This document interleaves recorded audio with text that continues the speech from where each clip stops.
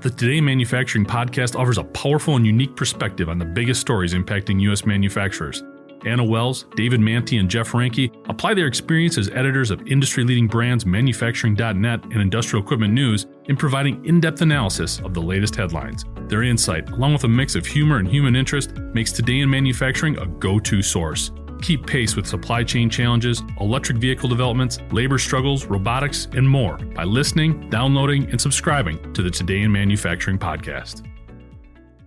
The biggest name in canned soup, Campbell's, has announced that it will be making some big cuts to its operations in an effort to eliminate what it refers to as inefficient sites. One of these is a plant in Tualatin, Oregon, a location Campbell's acquired when it purchased organic soup company Pacifica Foods in 2017. The 250,000 square foot operation will be closed in phases, says Campbell's, fully ceasing to operate by 2026.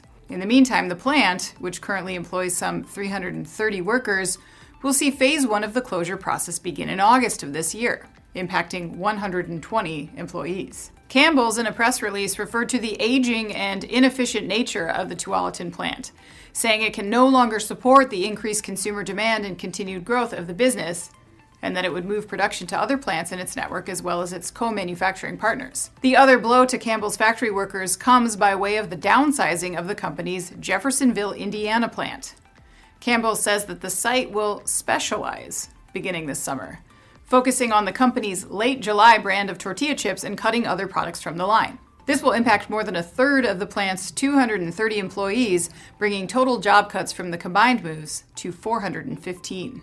While Campbell's acknowledged that this was, quote, difficult news for the impacted plants, it was quick to point out its growth objectives in other areas. For example, the company said that it would add jobs as it invested millions in newer, more agile facilities in its network. These include factories in Maxton, North Carolina, Hanover, Pennsylvania, Franklin, Wisconsin, and Richmond, Utah. Campbell says its operational changes are part of its ongoing effort to invest in and transform its supply chain to fuel business growth, improve return on invested capital, and enhance the overall effectiveness and efficiency of its manufacturing and distribution network. I'm Anna Wells, and this is Manufacturing Now.